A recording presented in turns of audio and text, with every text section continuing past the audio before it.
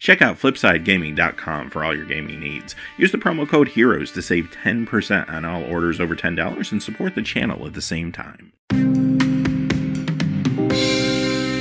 Hey there, this is John from Heroes and Legends, and welcome to part 3 of our 6-part Masters 25 full set review, where today we're going to look at all of the cards in black and a few of the multicolor cards.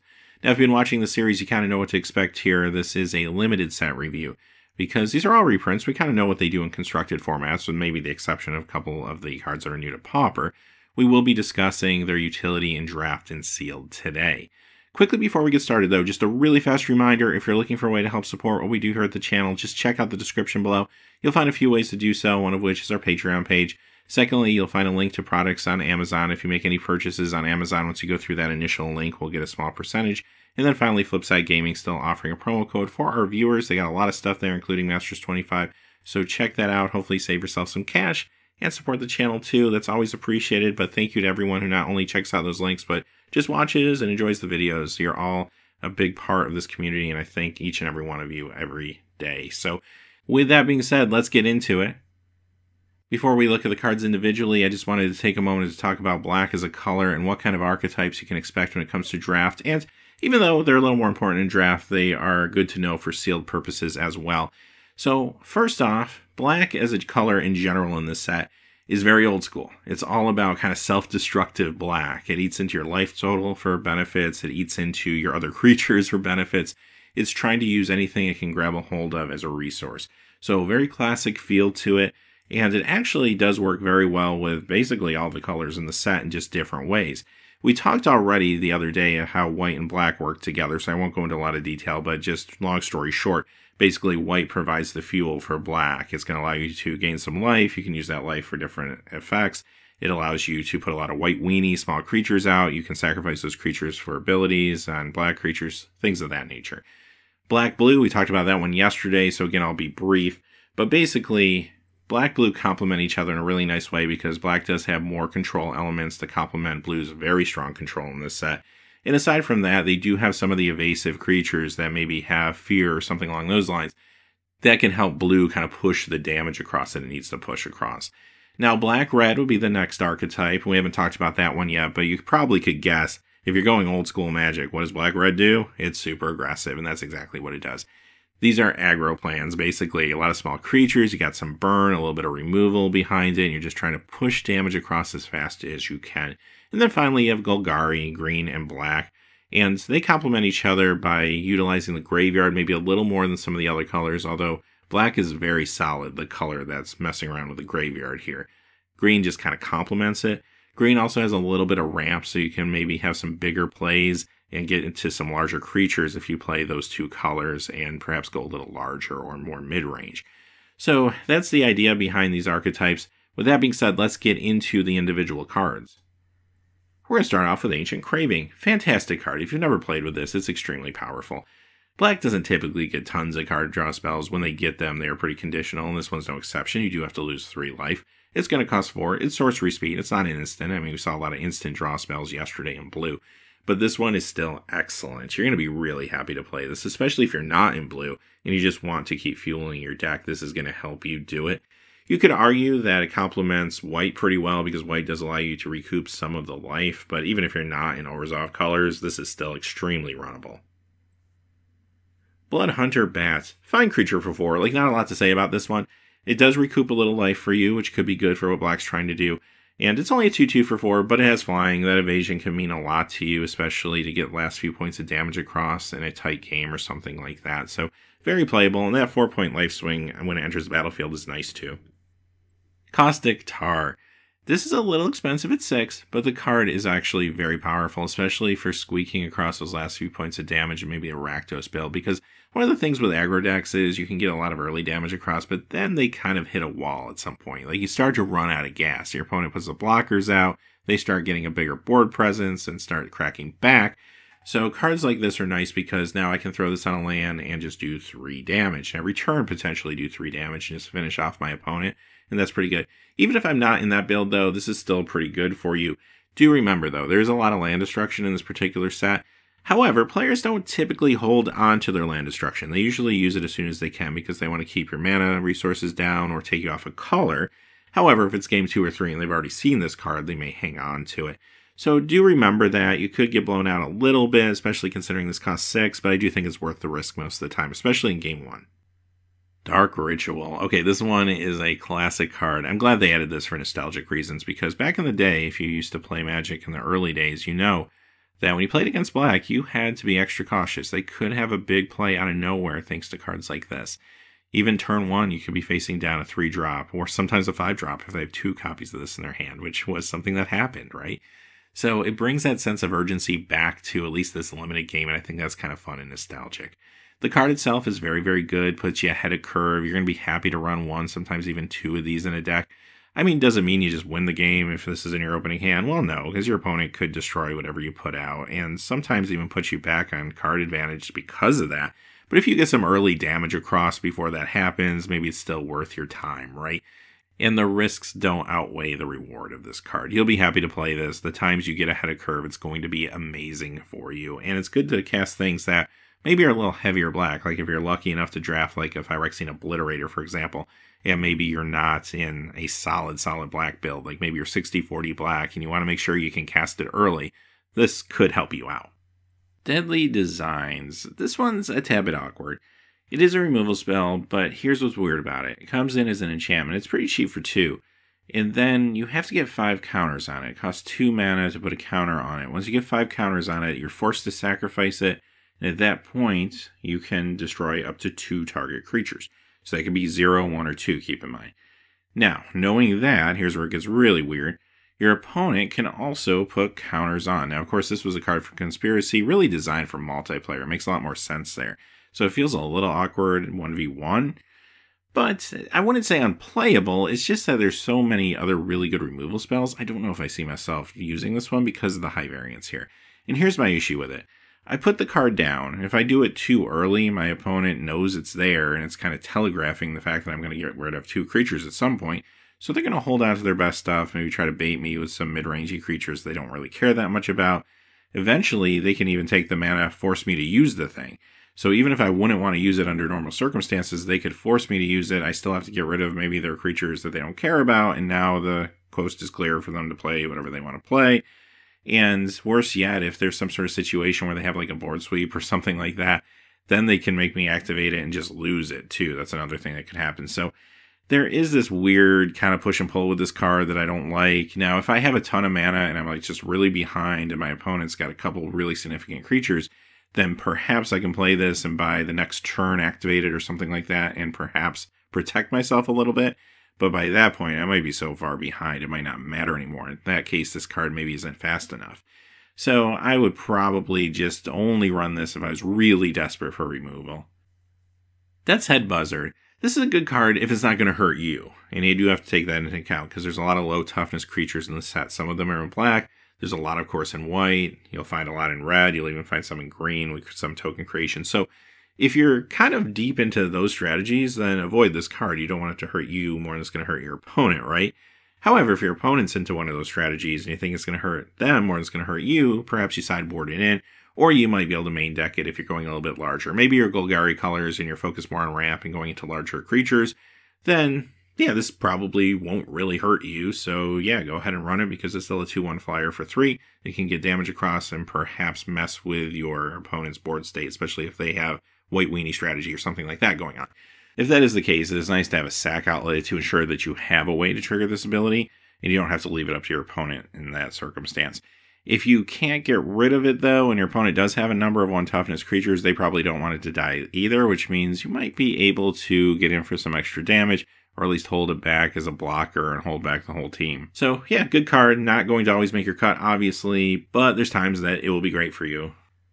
Diabolic Edict. I love edicts. This one's an awesome one because it's an instant speed edict, and these things can be a little high variance. There's times where they're not great for you, again, depending on what your opponent's doing. If they're white weenie with tokens and such, this probably isn't going to be a great draw later in the game.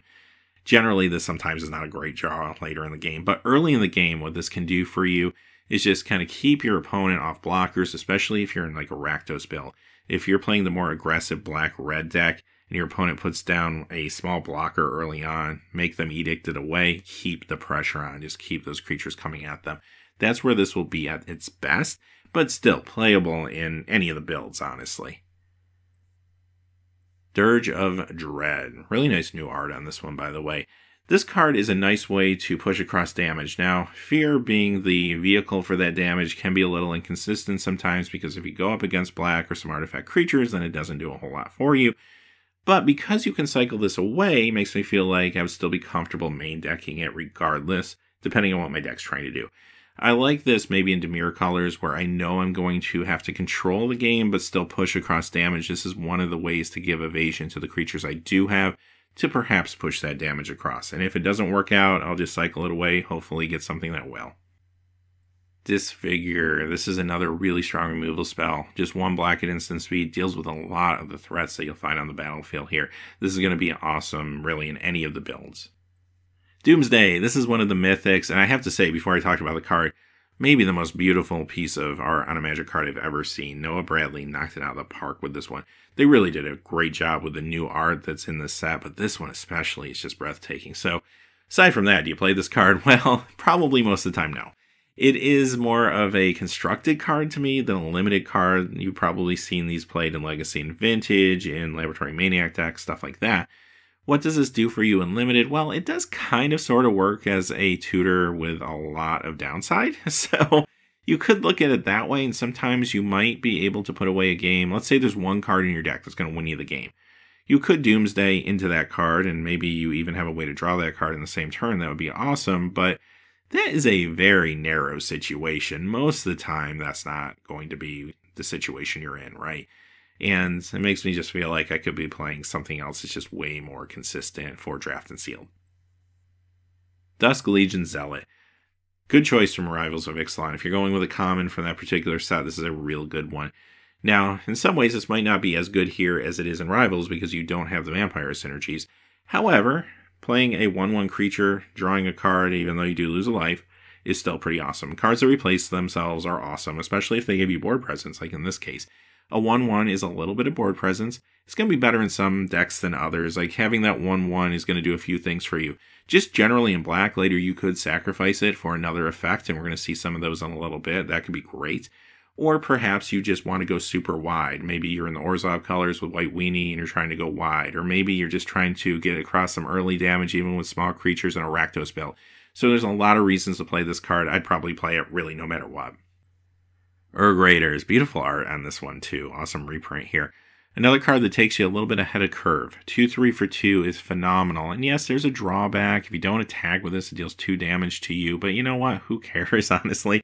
Because worst case scenario, maybe sometimes you just simply still attack with it. When you don't attack with it, it just means that you're holding it back to block something that's going to do more than 2 damage to you, right? So you're still kind of coming out ahead. It's a fine creature for 2. Great in aggro builds again. Super aggressive card for those Rakdos decks, but I would probably play this anywhere. And if you're really worried about it doing more damage to you, there are so many sack outlets in black that I'm sure there's options to get rid of it if you really needed to. So this is very, very runnable, and you'll find these at common. You could get maybe a couple of these in your deck. I do think they are well worth it. Great aggressive small creature. Also, too, in white, we saw Darian the other day, which when you take damage, you get soldier tokens. So this is a way to maybe activate that in a odd situation, too. Fallen Angel. This is perfect for this set because there's so many creatures to sacrifice to this thing, right? White has the White Weenie thing going on. Green even has some token creation. Black itself has some small creatures that kind of outlive their usefulness, and definitely in Rakdos you can get to the point where your creatures are no longer doing a whole lot. They pushed across early damage and now you're kind of stuck. Well, now you have something to do with them with Fallen Angel. Sometimes you just attack with this when your opponent has a small flyer because they have to chump with it, or else you could feed a lot of stuff to it and perhaps take them out. So they really are kind of left with no choice. Now, be careful though, you don't want to get blown out. So if your opponent does have open mana, and you attack, and there's no blocks, and you just pump it up with all your creatures, and then they blow it up, then that's not going to be a good time for you. So be smart. Don't fall into that trap. Definitely wait until the right time. Maybe your opponent is out of cards, or out of land, or out of mana. Then just go ahead and go in for a big attack. But again, this is going to be awesome for you, like in Rakdos, where you need to get those last few points of damage across, and those small creatures on the ground aren't cutting it anymore. Now you can feed them to this, and just finish off your opponent, hopefully. It's just generally a good card. Even if I'm not in Rakdos, I'm going to be really happy to run this thing. Hels Caretaker. Another classic card. We got 2 Legends cards in a row, actually. This is awesome for graveyard recursion. Now, there's a couple things you can do with this. You can go a little more broken and try to get things like one of the 2 Achromas or Nicol Bolas in your graveyard, and then sacrifice something to get that right into play. That would be amazing. But you don't even have to go that grand if you don't want to. I mean, you can just simply find some creatures with enters the battlefield effects that are going to give you value. Even the vampire that lets you draw a card we just saw, you'll find value there. Now, the only downside to this card is it's very fragile. It's a 1/1 for 4, and your opponent's going to recognize that this thing has some potential. They're going to be gunning for it, right? And you can't really do anything until you get to untap with it, and it doesn't have summoning sickness. So there's many times this thing simply gets blown up, and you kind of wasted your turn a little bit, but at least you drew out a removal spell, so I wouldn't consider it a waste of a turn even then. But aside from that, also remember you can only use this ability on your upkeep, so don't miss your opportunity and skip your upkeep, because that's not going to feel really good either. With all of that being said, though, I think it's worth the risk, especially if you have some big payouts. Again, like some of these large creatures, and they don't even have to be in the colors you're playing. If you have ways to get them into the graveyard, it doesn't matter if you can't hardcast them.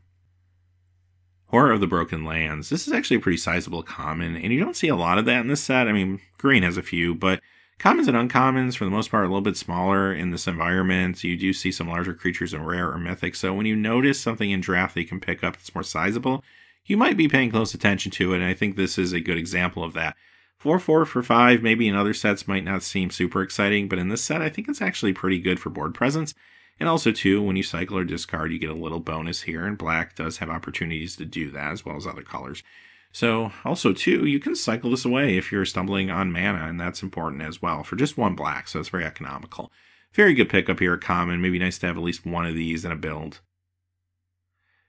Hassan's Shade. Okay, this one's a little harder to cast, being 3 black, but it does give you pro white, and it is another larger size creature, a 5/5, this time uncommon. It's legendary too, so keep that in mind, but I don't think you're going to really try to force probably more than one of these in most decks anyway. But aside from that, it's just another sizable creature, higher end curve, but you do have to be a little more devoted to black here, or maybe at least running a Dark Ritual or something like that in your deck to feel confident about casting this on time. But as long as you feel like you can, it's very, very runnable, and if you're not main decking it for some reason and you come up against white, might as well throw it in. Laquatus' Champion, another sizable creature, this time at rare though. It's a 6/3, but you can regenerate it for 1 black. There's actually a number of creatures in black that you can regenerate for 1 black mana, which is pretty sweet. This one is a force once it's on the battlefield. It doesn't hurt too when it enters the battlefield, that target player loses 6 life. Now granted, when it leaves, that player gains the life back, but hopefully that's not going to be the case. You're going to play this a little bit later in the game, where maybe you can hopefully finish off your opponent. This is going to be especially good in black-red again, because you get a lot of early damage, but sometimes run out of gas. This is a way to push across maybe those last few points of damage, but also give yourself a very formidable creature on the battlefield. Even if you're not in those colors, I think this is very runnable, but I do think you could excel there. Living Death. Interesting card because it is a little high variance. If your opponent ends up with some good things in their graveyard, then you might be in a situation where you don't want to play this. But this is all about orchestrating a situation where this is going to be better for you than your opponent. Again, the best way to do that is find a way to cheat some of these really big creatures into play. I mentioned some of the mythics and the rares, but there's even some sizable like green creatures that would be worth kind of reanimating sometimes, right? It doesn't necessarily have to be a Chroma or Nicol Bolas. There's a lot of targets, but green's definitely the color you probably want to go into if you're getting a little more into the graveyard shenanigans. And that way, even if you have like the white Achroma, again, you can still play that. You just don't plan on hard casting it. You just simply plan on getting into your graveyard. So that's kind of why you would use something like this. It's not going to be for every build. And again, the high variance could be an issue. And you can do some other random things with this. Maybe like Rakdos, for example. Again, you're trying to push across a little bit of damage. You could feed all your small creatures to the Fallen Angel later in the game when they just can't get by anymore. Do one big strike of damage and then play Living Death. And if you have a good board state set up, you get all those creatures you sacked back. As a matter of fact, cards like Fallen Angel and Phyrexian Ghoul, which we're going to look at in just a minute, say sack a creature, not sack another creature. So after combat, you can sack them to themselves, and then you'll be able to get your complete board state back when you use the Living End. Maybe your opponent doesn't get that much back, and you can finish off the game next turn. So there's just random interactions that just kind of make sense with this card. But again, know your deck. This isn't going to be for every deck by any means. Mesmeric Fiend, very good control card. A little surprised there's not more cards like this in the set. We do have Videl and Click in blue, but not really a lot of options here. Now, this card you want to think of as more of a tempo play, because it's a 1/1, it's very fragile. At some point, your opponent's getting the spell back that you're taking, so just think of it as what spell is going to be the best one to take to slow them down, because that's really what you want to try to do. Don't take the thing that's a high casting cost spell that they can't afford to cast for a while, because by the time they can afford it, they'll probably get it back. You have to think of it that way. So take the thing that they're going to be able to cast right away. It works best against like ramp spells or color fixing spells like a Cultivate or something like that, because that could really slow down your opponent more than anything. So look for those opportunities, but just generally finding out what's in your opponent's hand can be powerful. Knowledge can be a very good thing to have, obviously, in Magic, so that alone makes this card worth running, but a very good card for any build, honestly. Murder. Okay, fantastic removal spell here. I don't even have a lot to say about it. If you can grab a hold of these, grab them, play them. This is first pickable probably in a lot of packs. Unconditional, instant speed removal spell. The only drawback is double black, which makes it a little harder to splash, but generally awesome card to have in any deck. Nezumi Cutthroat. This is a rat warrior, and that rat could matter some of the time because Rat Catcher's in the set, which we'll see in a few moments, but also too, it's a 2/1 for 2 with Fear. Very, very aggressive. It can block like many aggressive cards when they design them, but that's okay. This isn't about blocking. This is about rumbling in the red zone, especially in that Rakdos deck. Little awkward if you come up against another black deck or something like that. I mean, that's going to happen from time to time. But for the most part, you're going to be happy to run this if you're trying to be hyper aggressive, or maybe you just have Rat Catcher and you're looking for some extra value. Phyrexian Ghoul. This is another card that's going to grow, at least till end of turn, as you sacrifice creatures, which is pretty awesome. 2/2 for 3. That's what this has over the Angel. The Angel has flying, but this is a lot cheaper to cast. You can do it a little bit earlier, even though it's smaller and doesn't have the evasion. This is also a common, so you'll be able to find these a little easier. So if you're looking for a plan, again, maybe the Rakdos deck where you want to eat into some of your smaller creatures later for some benefit, this is going to be a good part of that, but it will work with what Black's trying to do generally, probably really in any archetype. Phyrexian Obliterator. Okay, here's one of the mythics, and this card is really good if you can get it on the battlefield and your opponent does not have a Destroy or Exile style spell, right? Or maybe a bounce spell even at times, but basically, if your opponent doesn't have that type of answer, they are in trouble for the most part because they don't want to attack into this thing and lose permanence. They don't want to chump block this thing and lose permanence, so a lot of times they will just take damage, especially early on, if they can afford to anyway. They don't want to have to use direct damage to destroy this thing if they can avoid it, but sometimes they may be left with little choice. They may have to deal with the loss of permanence and then just try to come back from it, and by that point, you may have just won the game, right? So the only drawback here, of course, is the 4 black mana. That's hard to pull off for a lot of decks. Even decks that are even 50-50 black sometimes might have trouble getting this out early enough. With that being said, though, you have Dark Ritual in the set. That might do it and help you get there. And if you could play this on like turn 2 or even turn 1 with 2 rituals, that would be pretty amazing. Not for all builds, obviously. If you don't think you can swing that 4 black mana casting cost, then don't try to run it. Plague Winds. This is an expensive card, but it's a good one. Destroying all creatures you don't control and they can't regenerate is fantastic, even for 9 mana. Now, this is better, obviously, if you have a little ramp. That could be a Dark Ritual or 2, or it could be some of the ramp that you'll see in green. So this is maybe a little bit better in Golgari some of the time. But I'm still going to run this as just one of the high-end cards in my curve just to deal with those situations if I'm in a board stall or something like that.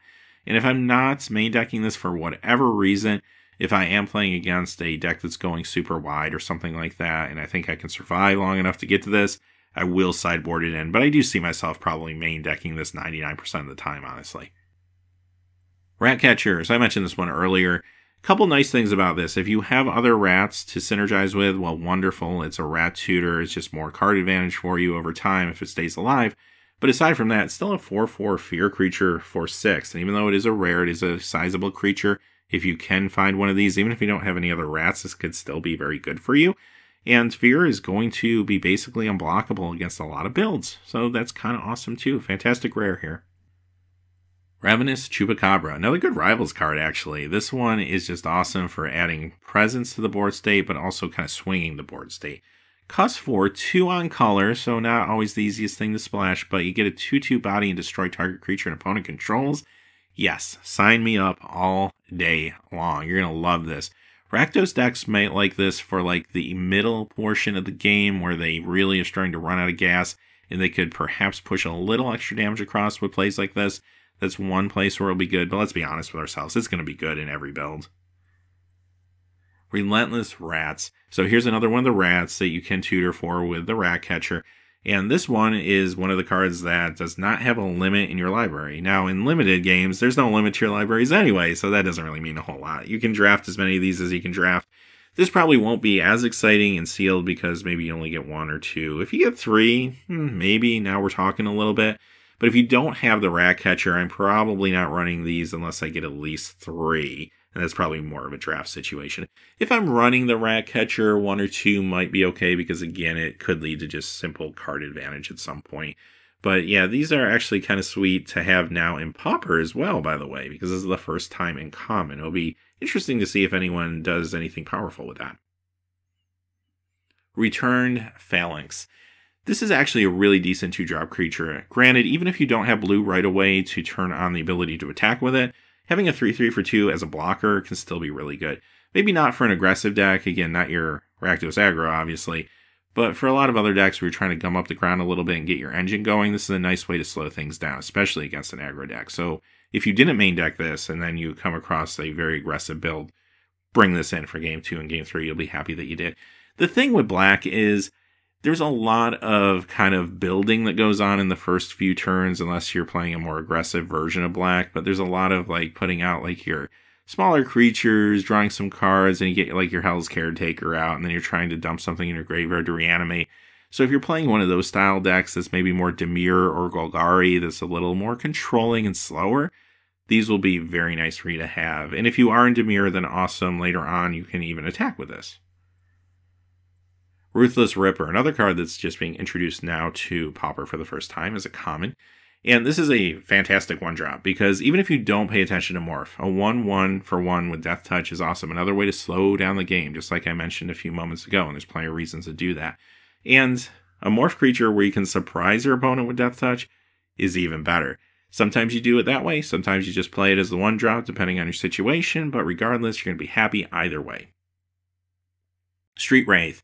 This one is probably, again, a little more for constructed than your limited game, but it's still not a bad creature. I mean, 5 casting cost, it's an uncommon 3/4. So again, you don't see a lot of sizable creatures, especially in black at the common and common spot. So when you do find one, you might want to zero in on it. This one also has Swamp Walk. So again, if you're not main decking this for some reason, you come up against a deck with a swamp in it, then yeah, bring it in. You get some extra value there. And you know what, if you can't cast it, maybe you splashed it when you shouldn't have or something like that. It's a double black casting cost. You decide, you know what, I can still cycle it away and pay the life. That's not the worst thing in the world either. So really good utility card. Maybe it doesn't always make the build. Supernatural Stamina. Great combat trick here. Fantastic, fantastic instant 1 black combat trick.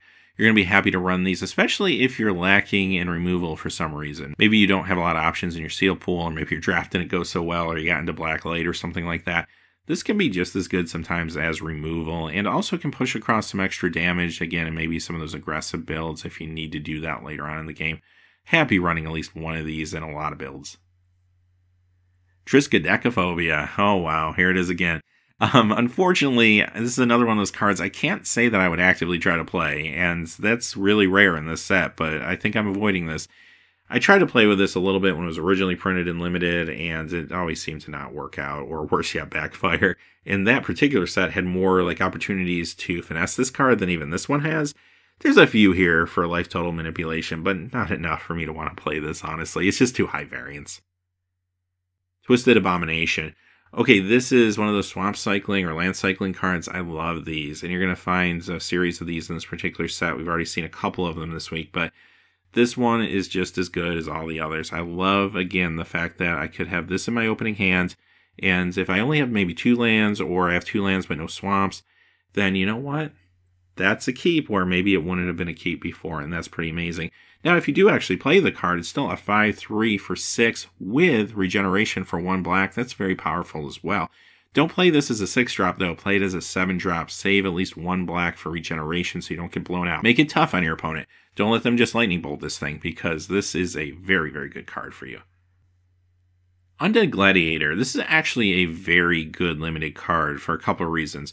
Let's talk about the fair things you can do with it first. Simply, maybe cycling a couple times during the course of a game could be good for you. Later on in the game, you're drawing too many lands or something like that.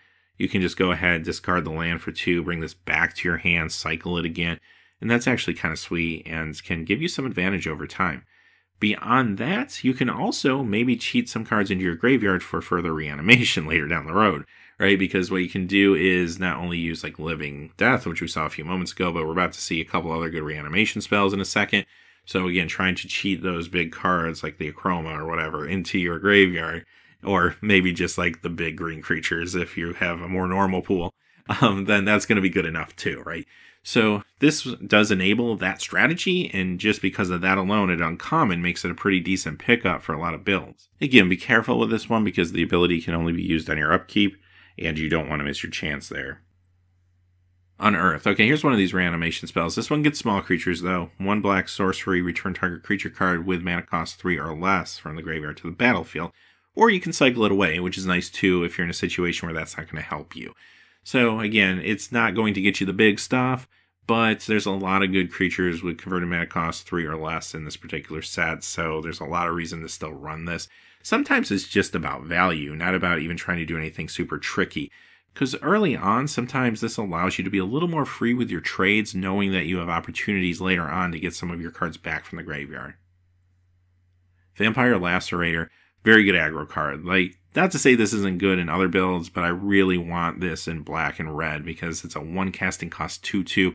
I start getting in there for damage. Sure, I might take some damage, but the whole plan of aggro is I'm going to be doing more damage than I'm going to be taking, and this card does actually kind of fit that role. And once I get my opponent low enough, I don't have to worry about losing the life anymore either. Really strong card for 1 black mana that can start to put the pressure on early for an aggressive strategy. Willow the Wisp, another regenerator. This one's smaller, but it has flying. I love this card, actually. This can really gum up a game. Even flyers get stopped by this thing. And again, don't play it on turn 1. Don't make it too easy on your opponent. Make sure you have some backup to regenerate this as much as possible. And it's really going to gum up everything until you get your engine going. And again, if you're playing the control deck, if you're playing the Golgari regeneration strategy, something along those lines, you might want to slow things down a little bit. And this certainly slows things down a little bit. Samba Fine, another reanimation spell. This time you can grab anything.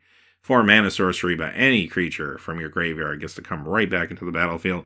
Again, this is going to be great for degenerate stuff. It's also going to be great for just good-sized creatures. Doesn't even have to be anything necessarily that special. The value's there for 4 mana. Zulaport Cutthroat. This card is actually awesome if you're going to be sacrificing a number of creatures because of the gains you will get from it. But you don't even have to be on that plan to find some value here. For just 2 mana, granted it's fragile, it's a 1/1, but a lot of people might not pay attention to this. And then as time goes on, you start to have a 2-point life swing, then another 2-point life swing, then another one. Starts to add up a little bit.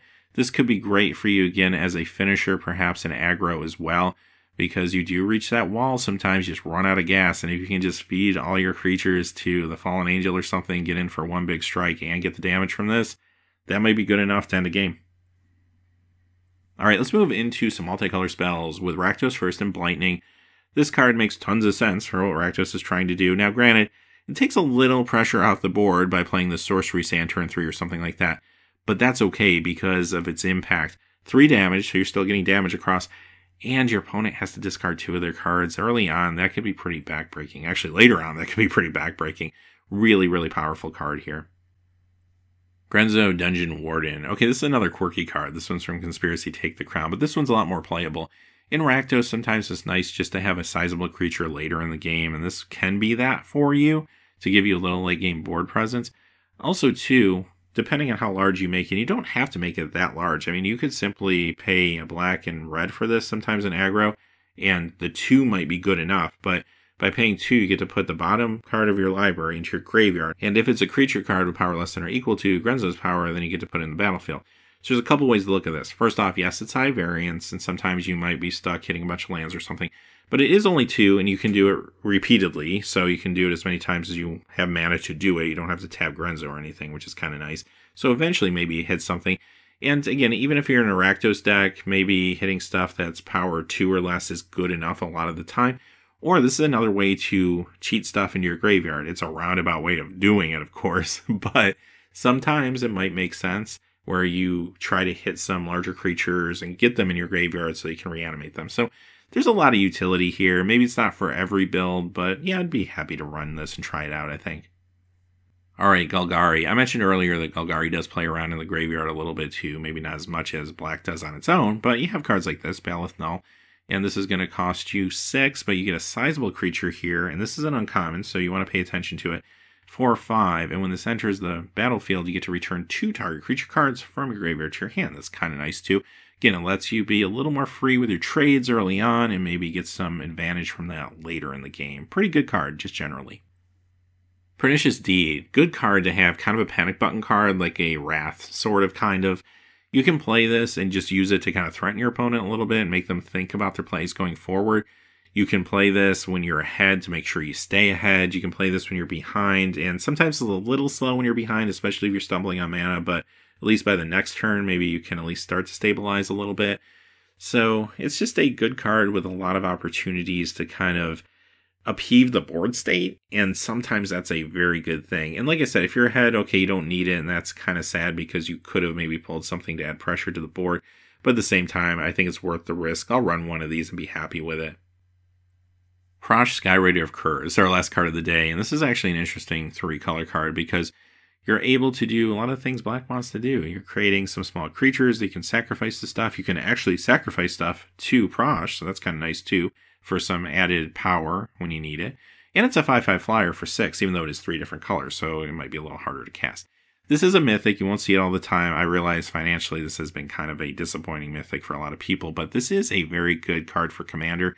This is the first time you'll find this card in foil, so foils are going for a lot for pre-orders right now, like around $200, which is pretty insane. They'll come down once packs get cracked and stuff, but at least right now, there's a lot of excitement from the Commander players around getting this in foil finally after all these years. So just a little side note there. But yeah, generally, if you can cast this thing and you're cool with the colors, play it. It's going to do a lot of good things for you.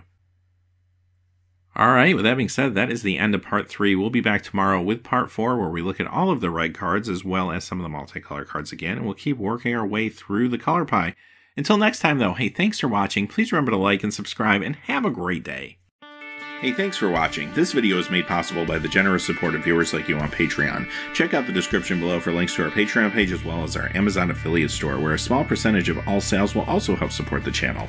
Finally, if you haven't had a chance yet to subscribe, hit that subscribe button so you don't miss any new videos on Heroes and Legends. Talk to you again soon, and have a great day.